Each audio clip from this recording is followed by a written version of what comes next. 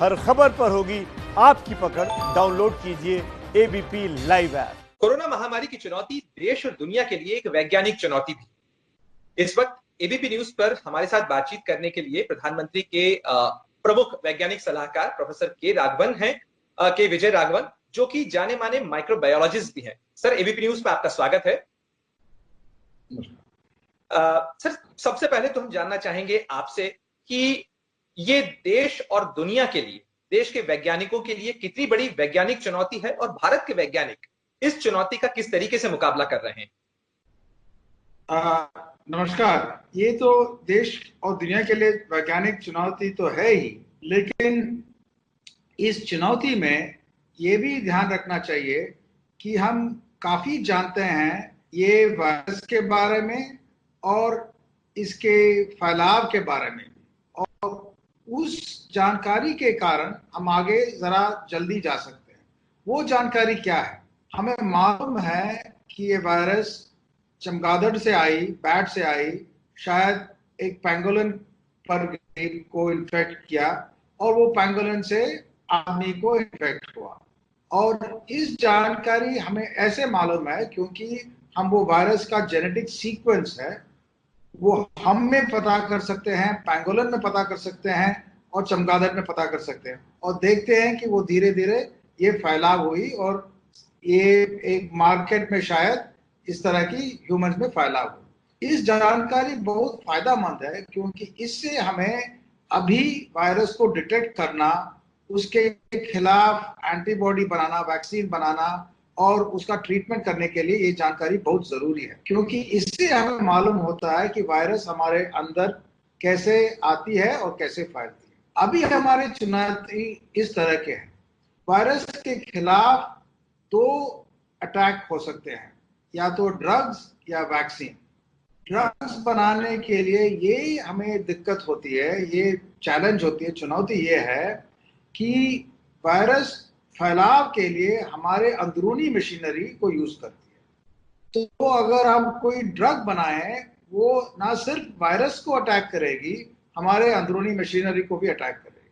तो उस तरह की ड्रग बनानी चाहिए जो सिर्फ ज्यादातर वायरस को अटैक करते हैं।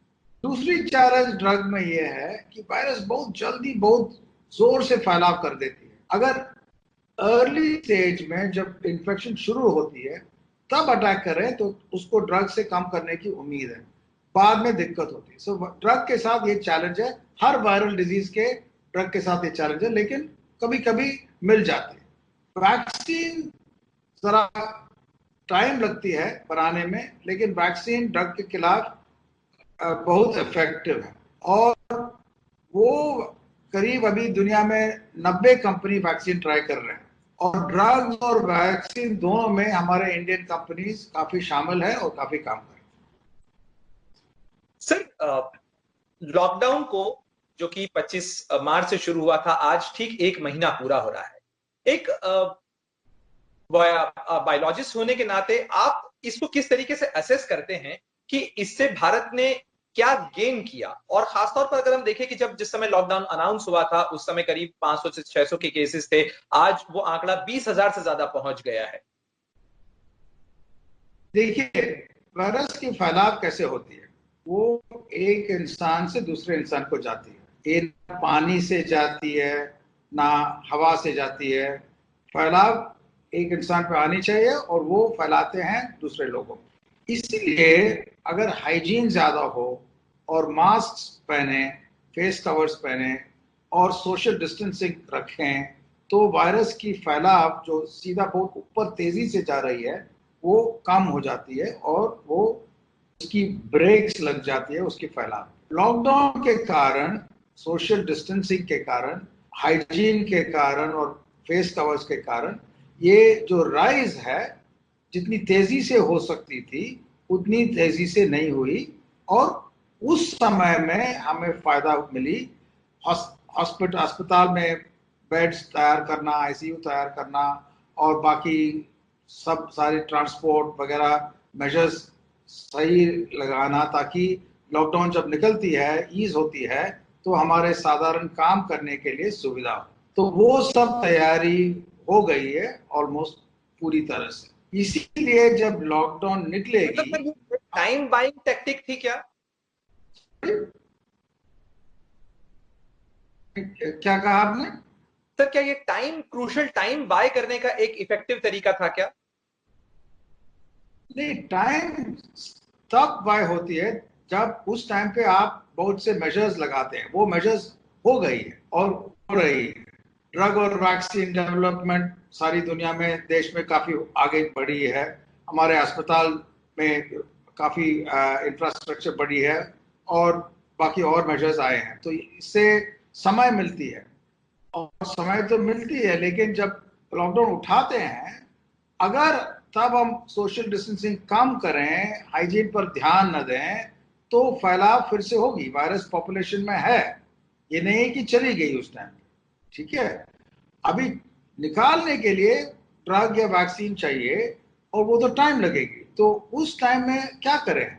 उस टाइम में बहुत जरूरी है कि हम एक कॉन्टैक्ट ट्रेसिंग करें।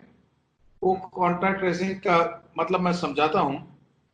एक आरोग्य सेतु ऐप है जिससे आप सेल्फ असेस कर सकते हैं आपकी क्या सिचुएशन है, आपकी डायबिटीज, हाइपरटेंशन वगैरह है, आपकी उम्र क्या है वगैरह। और उससे ये भी पता चलती है, without any compromise on privacy और सिक्योरिटी, कि आप क्या एक्सपोज हुए किसी और से जो बाद में पॉजिटिव हुए। क्योंकि ये रोग में एसिम्प्टोमेटिक लोग, जिनके लक्षण भी नहीं है डिजीज की, वो भी फैला सकते हैं शायद। इसीलिए जब किसी का पॉजिटिव हो जाता है, उनके कॉन्टैक्ट्स जो हैं उनको बताना बहुत जरूरी है कि आप जरा ध्यान दें। ये कोई स्टिग्मा नहीं है, ये कोई प्रॉब्लम नहीं है। हम सब इसमें शामिल होने चाहिए। हम सब ये ऐप को डाउनलोड करनी चाहिए। फीचर फोन वर्जन भी आ रही है। इससे हमें प्रोटेक्शन मिलेगी, एक तरह की डिजिटल इम्यूनिटी मिलेगी। जिस तरह से वैक्सीन आपको इम्यूनिटी देती है, ये एक डिजिटल इम्यूनिटी देगी। ये बताएगी कि जरा आप ध्यान रखिए 10-15 दिन के लिए, या आप इस एरिया में, ये तो रेड एरिया है या ग्रीन एरिया है या पिंक एरिया है, जरा ये ध्यान रखिए। इससे काफी फायदा हो सकती है। ये एक ऑफेंसिव टूल है। टेस्टिंग और ट्रैकिंग ऑफेंसिव टूल है, जैसे हैंड वॉशिंग, फेस मास्क वगैरह डिफेंसिव। सर आप तो उस कमिटी को हेड कर रहे हैं जो आरोग्य सेतु और उसके इंप्रूव्ड फीचर्स पर काम कर रही है। क्या ये माना जाए कि लॉकडाउन अगर पार्शियली हटता है या उठाया जाता है तो भी आरोग्य सेतु ऐप एक ऐसा तरीका होगा जिससे व्यक्ति आम दिनों में आवाजाही में भी इस बारे में कॉशियस रह सकेगा कि वो कहीं रेड जोन के करीब तो नहीं जा रहा है, किसी इंफेक्टेड व्यक्ति के करीब तो नहीं जा रहा है? नहीं, आरोग्य सेतु बहुत फायदेमंद होगी, क्योंकि अगर सब लोग यूज करें, मान लीजिए एक रेलवे स्टेशन में बहुत सारे लोग हैं और हो जाता है कि कुछ लोग वहां पॉजिटिव 10-15 दिन के बाद बन जाएं, देन वापस इन लोगों को सब मैसेज आएगी कि जरा आप चेक कर लीजिए, आप जरा ध्यान दीजिए, कोई सिम्टम्स हो तो चेक कर लीजिए, अगर बिना सिम्टम्स हो फिर भी आप जरा ध्यान दे सकते हैं और आइसोलेट कर सकते हैं आप। इससे बहुत बहुत फायदा होगी। ये हमारे हाथ में, जब तक वैक्सीन नहीं आती, अगर हम साथ में चाहते हैं कि लॉकडाउन भी ना हो, इकोनॉमी भी चालू हो जाए, तब इस तरह की कॉन्टैक्ट ट्रेसिंग और टेस्टिंग दोनों बहुत बहुत जरूरी है। इसलिए आरोग्य सेतु को प्लीज सब लोग यूज करना चाहिए। सर आपने बहुत महत्वपूर्ण बात कही कि देखिए वायरस तो आ गया है, वायरस शरीर में रहेगा, और ऐसे में हमको दोनों चीजों को बैलेंस कैसे करना है, जो बात प्रधानमंत्री जी ने भी कही। तो इसके लिए हम दवाई के फ्रंट पे या वैक्सीन के फ्रंट पे भारत अभी तक कितना करीब पहुंचा है, अगर आप बता सके कि ये कब तक आ सकता है? वैक्सीन आ सकती है शायद अभी 8 या 12 महीने में, क्योंकि जैसे मैंने कहा 80 से ज्यादा लोग काम कर रहे हैं, कंपनियां। हिंदुस्तान के वैक्सीन मैन्युफैक्चरर्स दुनिया में जाने माने हैं। वो दुनिया के 3 वैक्सीन में जो बच्चों को दिए जाते हैं, उनमें से 2 हिंदुस्तान में मैन्युफैक्चर होते हैं। तो वैक्सीन कंपनीज बहुत बड़े हैं और वो कोलैबोरेट कर रहे हैं हिंदुस्तान के साइंटिस्ट के साथ, बाहर के साइंटिस्ट के साथ, अर्ली स्टेज वैक्सीन डेवलपमेंट में। तो उम्मीद है कि वैक्सीन आ जानी चाहिए, लेकिन ये भी ध्यान रखनी चाहिए, हमें मालूम नहीं है कि वैक्सीन 100% आएगी कि नहीं, किस तरह की वैक्सीन होगी, कितनी मिलेगी, कैसे डिप्लॉय करें, कब डिप्लॉय करें, तो ये सब कॉम्प्लिकेशंस हैं, वो सब ओवरकम किया जा सकता है, वो हम आगे जा सकते हैं। लेकिन ये नहीं है कि जब तक हम वो मिरेकल के लिए इंतजार कर रहे हैं तब तक हम कुछ भी करें। वो हमें सेफ्टी पे ज्यादा असर देना पड़ेगा अभी, हाइजीन पे, फेस कवर पे, सोशल डिस्टेंसिंग पे, फिर भी काम पे जाना पड़ेगा, और contact tracing app Aarogya Setu को यूज करना पड़ेगा। यानी सर, अगर एक आम आदमी को प्रोफेसर विजय के राघवन अगर अपनी सलाह देना चाहें तो आप क्या सलाह देंगे कि जान भी है जहान भी है, इसका जो फॉर्मूला 3 मई के बाद जो भी सरकार फैसला लेती है, लेकिन आपकी तरफ से क्या टिप्स हैं? देखिए, सबसे ज्यादा याद रखना चाहिए हमें कि डरने की कोई जरूरत नहीं है। वैज्ञानिकों की जानकारी कोरोना वायरस के बारे में हर दिन बढ़ रही है, और उस जानकारी से और हमारे सोशल नॉर्म से आपकी कोई दिक्कत नहीं होगी, लेकिन वो सोशल नॉर्म्स की पालन करने चाहिए। डर से बैठ के सोचना कि कुछ मिरेकल सोल्यूशन आ जाना चाहिए, तब तक मैं डरा हुआ हूं, वो ना हमें करनी चाहिए, ना हमारे देश की आदत है। हमारे देश की आदत है कि हम सब की देखभाल करें, आपस हमारे बूढ़ाओं, हमारे जो जिनकी तबीयत ठीक नहीं है उनकी देखभाल करो, और सोशल डिस्टेंसिंग करो, अपना काम में जाओ। तो ये सब हम कर सकते हैं और किए हैं पहले भी, और कोई डरने की बात नहीं है। जो इंस्ट्रक्शंस आते हैं सेफ्टी के बारे में, उसकी पूरी तरह से सब लोग को पालन करनी चाहिए।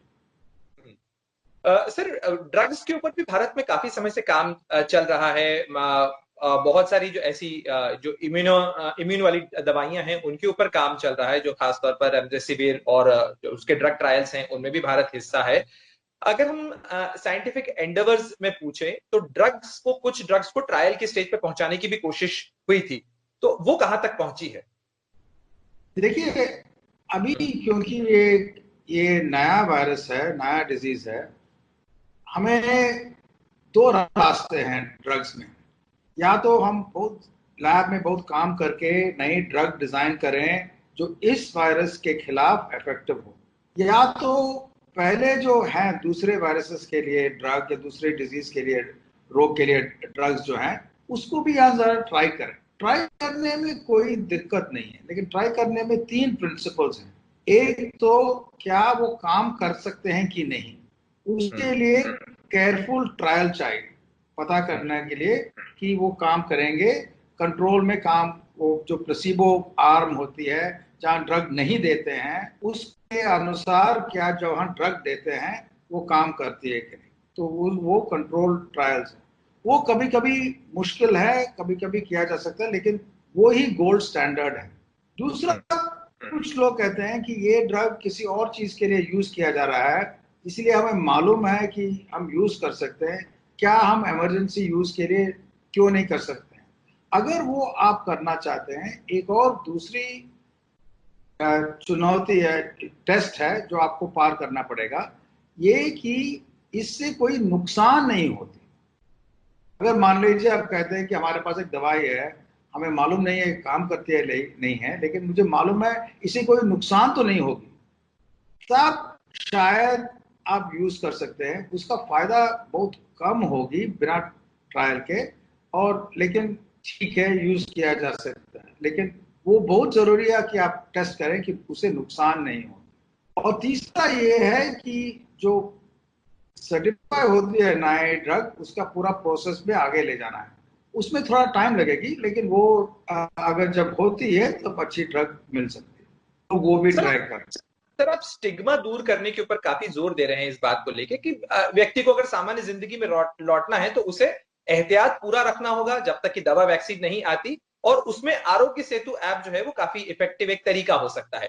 अगर 3 मई के बाद जिस भी सिटी के अंदर या महानगरों के अंदर खोला जाना है, तो इसमें कौन से नए फीचर्स ऐड किए जा रहे हैं जो व्यक्ति का विश्वास बढ़ाएं कि वो इस ऐप का इस्तेमाल जितना ज्यादा करता है उतना ज्यादा सुरक्षित रहता है? वो ये तो बहुत इंपॉर्टेंट मामला है, जैसे आपने कहा। ये ऐप ना सिर्फ आपकी रक्षा, आपकी फैमिली की रक्षा या देश की रक्षा के लिए है, लेकिन साथ साथ में इसमें हर हफ्ते आपको आपके पास सुरक्षा के बारे में, आपका स्वास्थ्य के बारे में क्या क्या करना है, उस तरह की एडवाइस आएगी, ताकि आपको नॉट ओनली अपनी सिक्योरिटी के बारे में यूज कर सकते हैं इसको, लेकिन आपके फायदा में, आपके हेल्थ के बारे में भी यूज कर सकते हैं। आपकी एडवाइजरीज मिलेगी, या आपको ये खाने से अच्छा है, ऐसा एक्सरसाइज करें, ऐसा सोने का टाइम और जागने का टाइम ऐसा हो, वो सब एडवाइजरीज आपके पास आएगी। सर, भारत के आम आदमी के मन में यह सवाल है कि क्या वो पुराने जैसी जिंदगी के अंदर जल्द से जल्द लौट पाएगा, कब लौट पाएगा?